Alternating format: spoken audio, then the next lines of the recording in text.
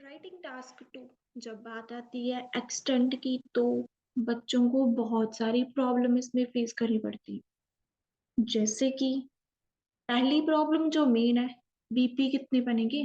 क्या हम 50-50 कर सकते हैं क्या? जर्नल आएगी जो नहीं आएगी? बीपी वन में अग्री लिखना है, जो बीपी टू में डिसअग्री लिखना है। एक बीपी में कितने आइडियाज लिखने होते हैं?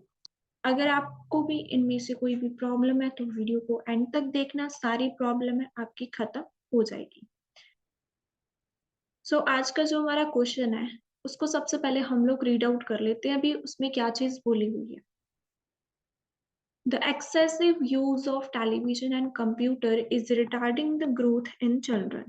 क्या बहुत ज़्यादा यूज़ कर रहे हैं टेलीविज़न का, कंप्यूटर का, जिसकी वजह से क्या हो रहा है, ग्रोथ में बच्चों की प्रॉब्लम आ रही है। रिटार्ड मतलब स्लो हो रही है उनकी ग्रोथ, प्रॉब्लम आ रही है ग्रोथ में। To what extent do you agree और डिसएग्री?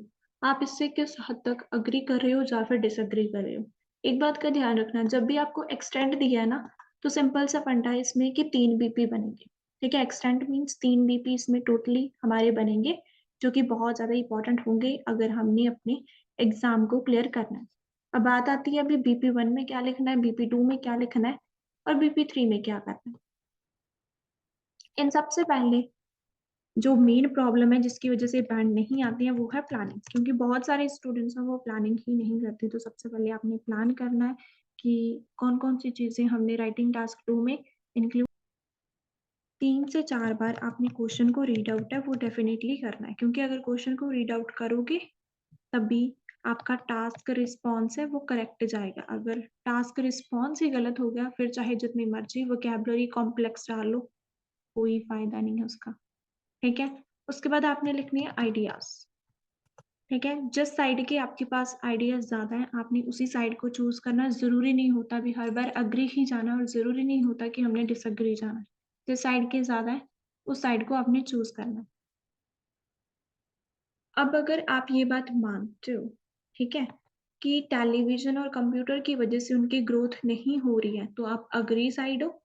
अगर आप बोल रहे हो कि कंप्यूटर और टेलीविजन का कोई इशू नहीं है, कोई और रीजन की वजह से उनकी ग्रोथ नहीं, तो आप डिसएग्री साइड हो।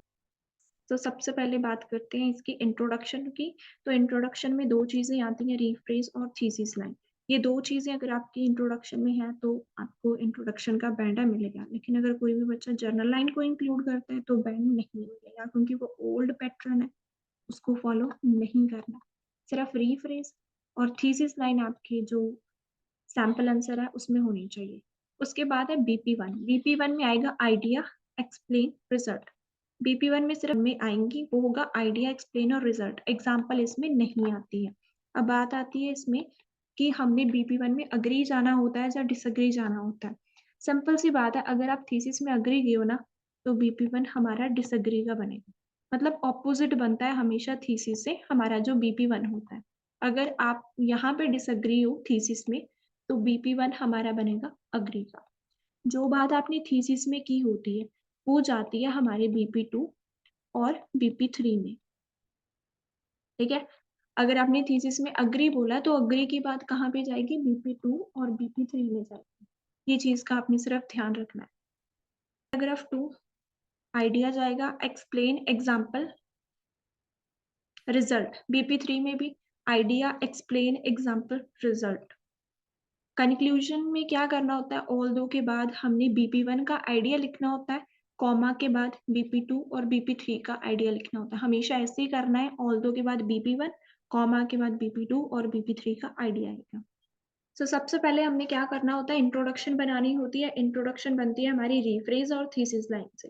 तो देखते हैं कैसे मैंने इसको रिफ्रेज किया है। इट इज कंसीडर दैट, ये बात कंसीडर की जाती है इन दिस टेक्निकल एरा, आजकल के टेक्निकल एरा में most of the learners devote their tremendous time either on television or other gadgets।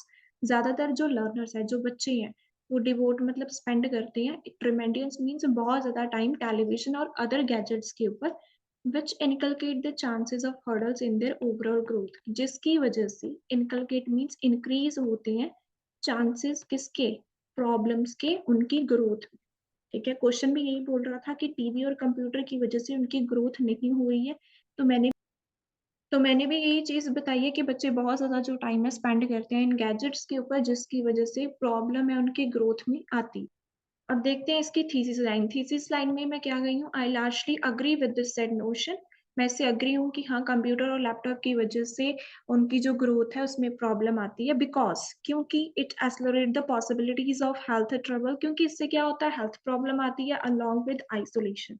तो मैंने क्या इसमें बताया कि इससे एक्सेलरेट का मतलब होता है इंक्रीज़, ठीक है? इससे उनको बीमारियाँ लगती हैं और आइसोलेशन की प्रॉब्लम है वो फेस करनी पड़ती है। अब यहाँ पे आपने ये चीज़ का ध्यान रखना है, अगर आप एग्री किए हो तो रीज़न आपने थीसिस में ही मेंशन करना है कि क्यों एग्री हो।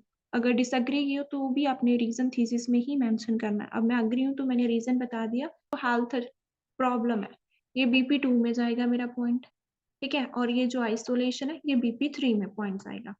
अब मैंने आपको क्या बताया था कि अगर आप थीसिस में एग्री हो तो बीपी 1 हमारा बनेगा डिसएग्री का। Commencing with the views of disagreement. Disagreement से शुरू करते हैं, दैट स्पेंडिंग टाइम में इलेक्ट्रॉनिक इक्विपमेंट और television is fruitful for them. कि जो स्पेंड करना टाइम इलेक्ट्रॉनिक इक्विपमेंट और टेलीविजन के ऊपर फायदेमंद होता है, ठीक है? बीपी 1 में मैंने डिसएग्रीमेंट की बात करनी थी ना, भी इनसे कोई उनको हार्मफुल इम्पैक्ट नहीं पड़ता, ये तो उनके लिए फायदेमंद होता है। अब वही चीज़ मैंने बतानी है, भी फायदेमंद होता कैसे है। सबसे पहले तो कनेक्टर लगा दिया टू एक्सप्लेन इट का simple. If students neither watch laptop और nor other devices due to this they will deprive of imperative recreational activities which are indispensable for them in order to ameliorate their mood from worries।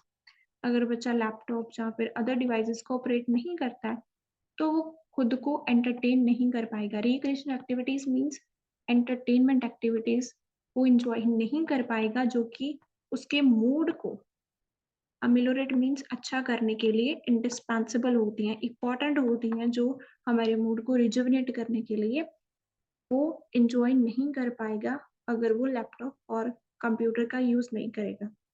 अब ये अपने ऊपर लेकर देखो, जब आप bore हो जाते हो, तब आप मोबाइल फ़ोन को या फिर टीवी वगैरह देखते हो, उससे क्या होता है, हमारा मूड फ्रेशन अप होता है। तो वही आइडिया मैंने वहाँ पे लिखा कि टीवी और लैपटॉप ज़रूरी है, क्योंकि इससे उनका मूड है स्ट्रेस फ्री हो जाता है और वो अपने आप को एंटरटेन कर सकते हैं।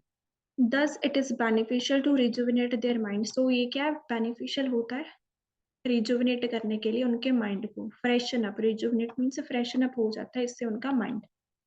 अब जो बात मैंने थीसिस में की थी वो बीपी 2 और बीपी 3 में जा, थीसिस में मैं एग्री थी तो बीपी 2 में भी एग्री जाएगा और बीपी 3 में भी एग्री जाएगा। मूविंग टुवर्ड्स अग्रीमेंट, अग्रीमेंट की तरफ मूव करते हैं। Why it is not worthwhile, क्यों कंप्यूटर उनके लिए फायदेमंद नहीं है हमेशा। द पैरामाउंट वन जो मेन रीजन है, it will search the chances of disparate sort of diseases. So इससे क्या होती है, सर्च मीन्स इंक्रीज होते हैं डिजीजेस के चांसेस, बीमारियां लगती हैं, अगर वो ज्यादा टीवी और लैपटॉप देखते हैं तो उनको बीमारियां लगती हैं। अब यही मेरा आइडिया है बीमारियों का और इसको ही मैंने एक्सप्लेन करना है। So let's see, in other words, when duties spend enormous time in on these machinery, जब बच्चा बहुत ज़्यादा टाइम लैपटॉप कंप्यूटर के ऊपर स्पेंड करता है, it will increase the chances of various illness। इससे क्या बहुत सारी बीमारियां उनको लग जाती हैं, as these devices emit harmful radiation, क्योंकि ये जो डिवाइसेस होते हैं लैपटॉप कंप्यूटर होते हैं, ये हार्मफुल रेडिएशंस को अमिट करते हैं, छोड़ते हैं, जिसकी वजह से बीमारियां लगने की चांसेस है वो इंक्रीज हो सकती हैं।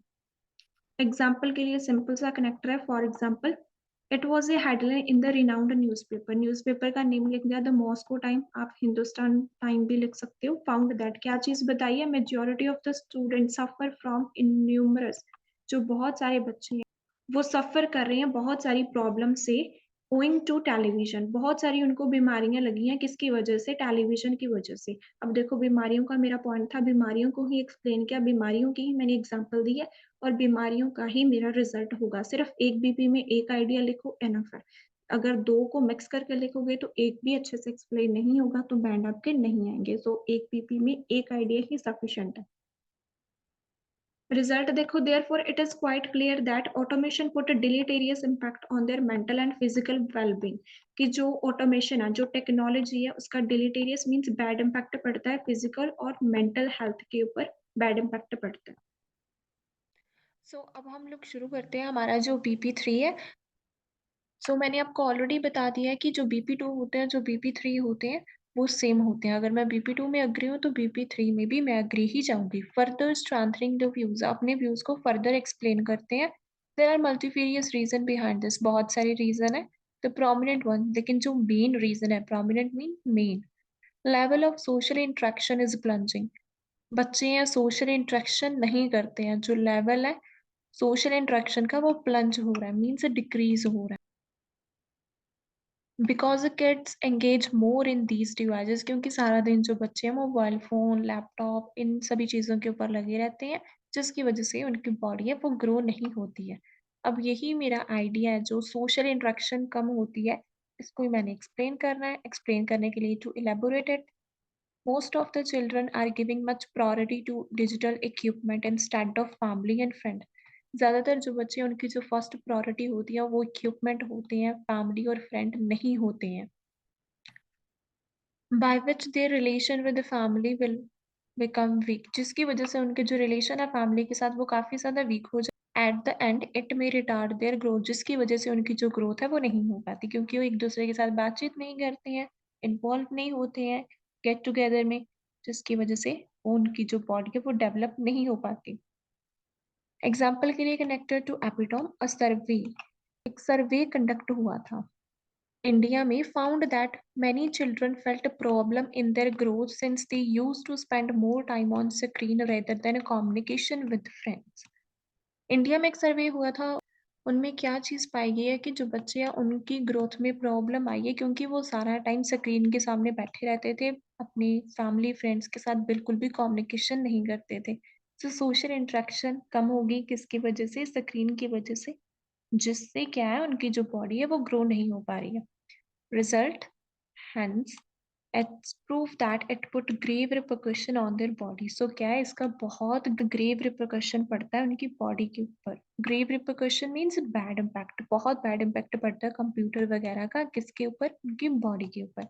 अब इसमें मेरा पॉइंट था सोशल इंटरेक्शन, सोशल इंटरेक्शन को ही एक्सप्लेन किया, सोशल इंटरेक्शन की ही एग्जाम्पल किया, उसका ही रिजल्ट निकाला। सिर्फ एक आइडिया एक बीपी के लिए एनफ। कंक्लूजन के लिए मैंने आपको बता ही दिया है कि आपने क्या करना होता है, ऑल्दो के बाद बीपी1 का आइडिया लिखना है। बीपी1 में मैं क्या चीज़ बताई थी कि कंप्यूटर वगैरह ज़रूरी है, क्योंकि इससे उनका मूड अच्छा होता है, तो वही चीज़ मैंने यहाँ पे बोलनी है।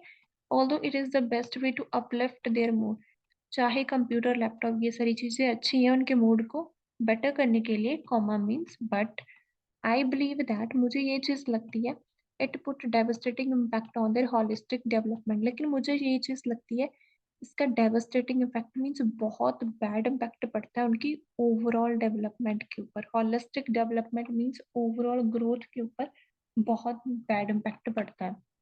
कि इसमें 3 बीपी बनते हैं, ठीक है? जो बीपी1 होता है, ठीक है, वो ऑपोजिट होता है किससे? थीसिस से, ठीक है? किससे? थीसिस से ऑपोजिट होता है बीपी2। और जो बीपी3 होते हैं वो सेम होते हैं, ठीक है? बस इतनी सी बात आपने माइंड में रखनी है और आपका स्कोर है डेफिनेटली आएगा। आई होप आपको वीडियो अच्छी लगी होगी। सो अगर वीडियो अच्छी लगी है तो don't forget to subscribe my channel आइल्स विद एमके। Thank you.